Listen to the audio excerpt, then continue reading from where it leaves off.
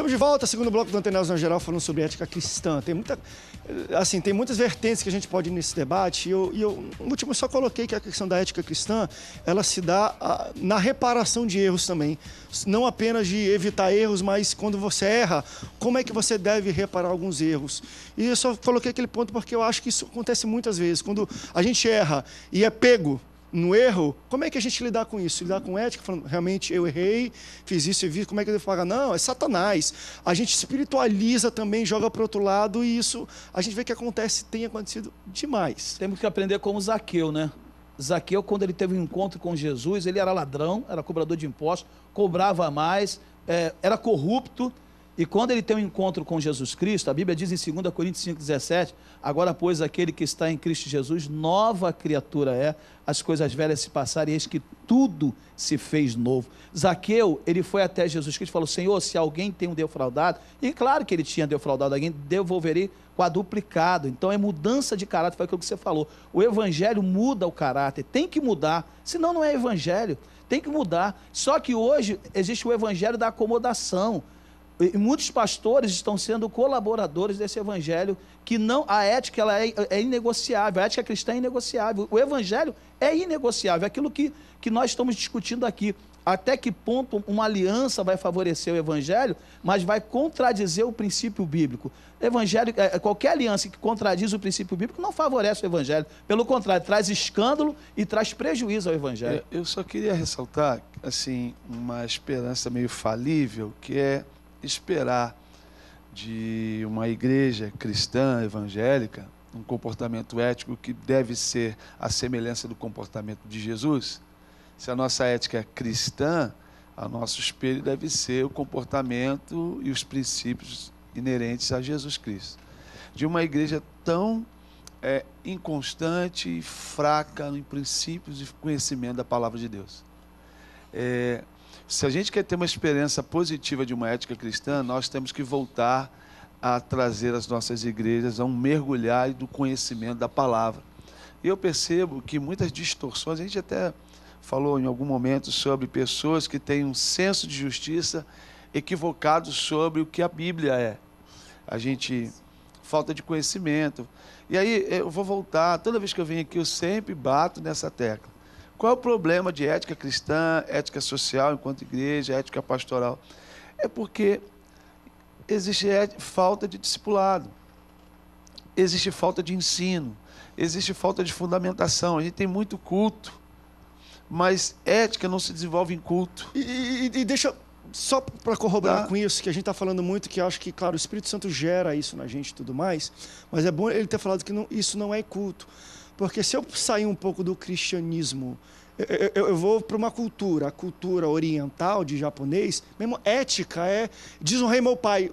Tem gente que se mata por causa disso. Então, não é só uma questão espiritual, por isso que eu falava importante. É uma questão de caráter, mais de ensino tanto do que espiritual. Cara, eu trabalho com discipulado há alguns anos e é comum. Aí aquele jovem na adoração, eu sou um homem voltado a essa área, e o cara cai, baba, e rola, chora, e aquele avivamento, sei o quê. Aí, pô, legal, vou pegar esse cara para trabalhar, caminhar com ele. Quando você começa a falar assim, filho, olha só, você vai precisar voltar na tua casa, tem um problema lá com o teu pai. Mas meu pai, não, você vai ter que honrar teu pai, você vai ter que honrar tua mãe. É como se ele dissociasse, não, mas peraí, que espírito, não, como é que é isso, cara? Você tem que pagar suas contas. Pô, peraí, não é o diabo, a minha família me persegue, aí tu vai sondar a família. Não, meu pastor, deixa eu te contar a história. Na verdade, ele só vive na igreja, não quer trabalhar, não quer estudar, aqui em casa não faz nada para ninguém, não arruma uma casa. É uma alienação, né? É uma alienação, a pessoa brother. Consegue viver tranquilamente duas personalidades, né? É uma vida dupla, né? Então a ética deveria ser a ponte que liga, então, aquilo que a gente tem ouvido, lido, o Espírito tem incomodado. Pastor, a ética é a personificação do fruto do Espírito, do caráter de Cristo na vida de uma pessoa. Essa ética deveria fazer a gente perceber o quanto a gente se aliena. Essa alienação, a igreja meio que às vezes, o indivíduo, né? Ele se acha dentro de uma bolha espiritual e ele não se relaciona com a sociedade, quando se relaciona, ele se relaciona como se fosse um ET mesmo.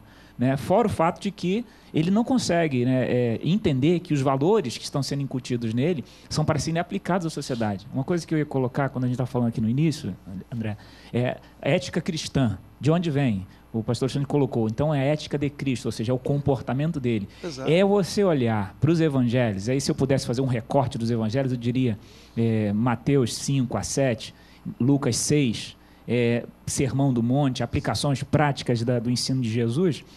E eu, olhando para aquilo ali, eu vejo um confronto com os nossos valores.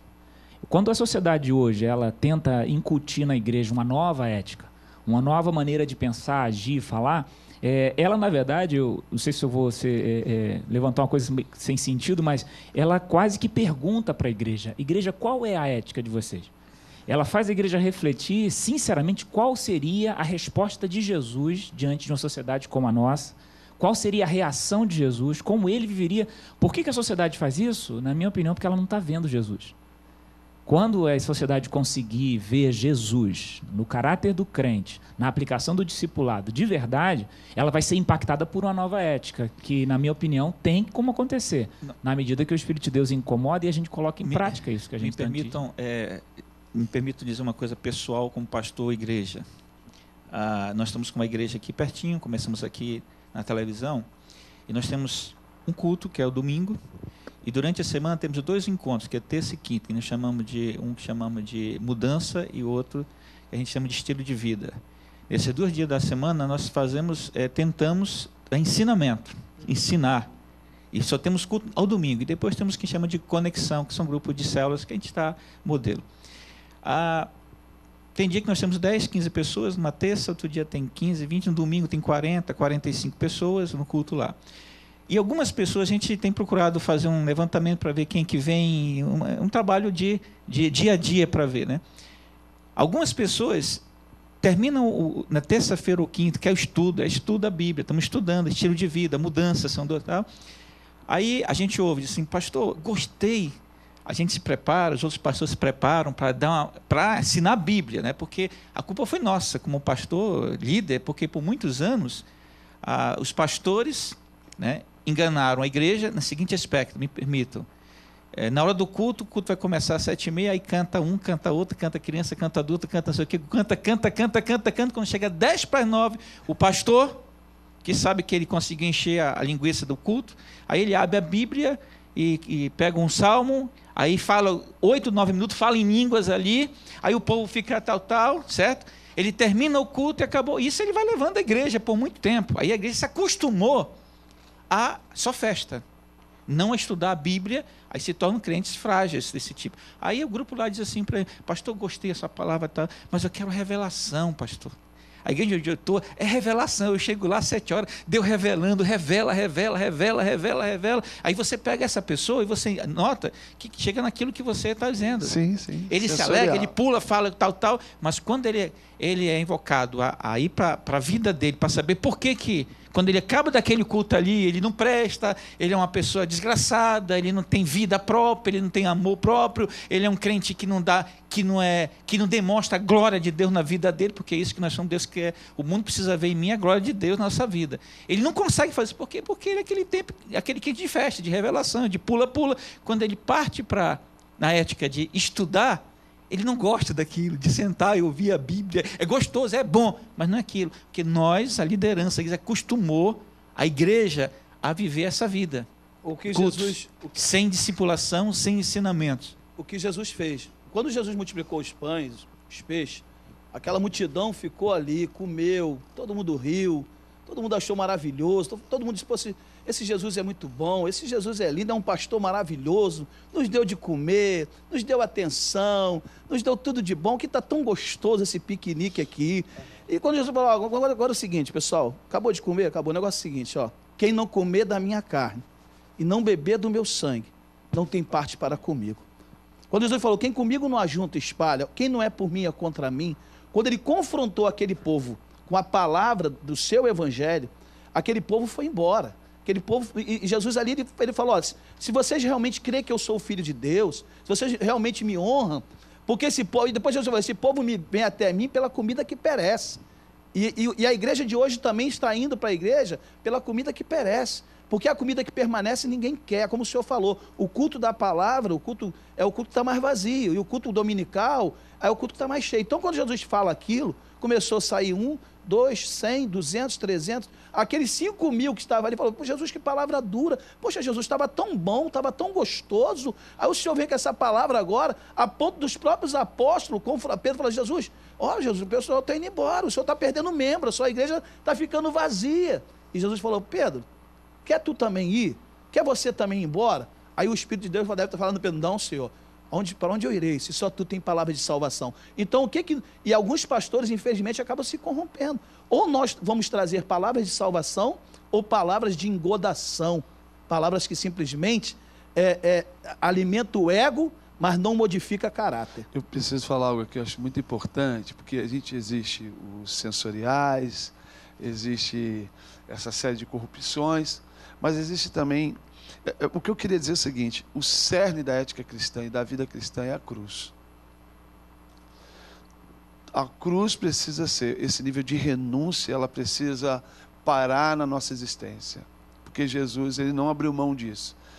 E o nosso alvo, sim, o reino de Deus, porque o que eu estou querendo dizer é que também existe um outro lado de uma graça folgada, que dá liberdade para as pessoas desenvolverem tantas ações que eu fico pensando, que graça é essa? Que graça fácil é essa que faz o cara viver tão folgadamente? Então eu hoje vejo, eticamente falando, e a nível de comportamento cristão, eu vejo essa crise de pessoas que se acostumaram com as revelações, os sensoriamentos cristãos, mas eu também vejo, por outro lado, um crescente muito grande de pessoas de uma graça barata. Dietrich Bonhoeffer, que é um discipulador de campo de concentração alemão, um teólogo que eu admiro muito, ele diz que a graça barata, ela não é a graça de Deus, ela foi paga com um preço muito alto. Então, eu sempre digo o seguinte, o reino é o meu alvo, o meu foco, mas o meu coração tem um pacto com a cruz e eu preciso viver níveis de renúncia para ter ética cristã. O Sermão do Monte, cara, é uma cruz instaurada como um filtro diante dos nossos desejos. Jesus falar o que falou. Eu acho que seria interessante, André, a gente perceber, juntando um pouco da fala dos irmãos aqui, a grande responsabilidade das figuras representativas, né? Da liderança em demonstrar essa cruz. Então, eu acho que passa por isso. A grande dificuldade que a gente hoje tem de ver os nossos grandes líderes vivendo essa ética, demonstrando na prática, nos relacionamentos. A gente citou aqui, talvez você cite daqui a pouco, decidindo onde vai construir uma igreja, a ética do dia a dia agora, da escolha da ética do dia a dia. Vamos para um rápido break, depois a gente volta. E aí eu vou começar a pontuar alguma dessas coisas. A gente está falando um pouco do geral, do sentimento, da raiz, da ética. Agora, como isso afeta as minhas escolhas do dia a dia? Porque a gente tem que lembrar que eu estou falando de ética cristã. Do mesmo jeito que existe uma ética cristã, existe uma ética social, existe uma ética moral do mundo de fora. E às vezes o que nós chamamos de ético, o mundo lá fora fala que é antiético. A gente fala isso, a gente chama algo de ético, eles falam que é preconceito. A gente chama algo de ético, eles falam que é segregação. A gente chama algo de ético e fala vocês querem ser donos da verdade. Chama de fobia. Vamos falar um pouco sobre isso. Tem até um pastor que falou aqui, André, uma vez fui convidado para pregar numa igreja católica e dei um estudo porque o padre me convidou.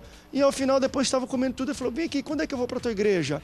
Você vai me dar uma oportunidade de falar alguma coisa? E aí? A minha ética, o meu ensinamento diz que não posso misturar as coisas. Porque a boa vizinhança, que a gente chama a boa vizinhança, eu falei, poxa, já que você me convidou para sua casa e eu aceitei, eu vou ter... Então, até na ética a gente tem que lembrar, bem que eu aceito esse convite, porque se eu aceitar, isso pode abrir uma fresta para também eu ter que agir da mesma forma. Passa por muitas situações corriqueiras do dia a dia, mas que pode botar a gente em uma situação de sinuca de bico. E aí? Esse pastor deve ou não deve abrir? Isso é ética? Isso é uso? Isso é um ensinamento? Porque alguns pastores convidariam, outros não. Qual é o certo e qual é o errado? Vamos rápido para o intervalo, daqui a pouco a gente volta. Não sai daí, o Antenados volta já já.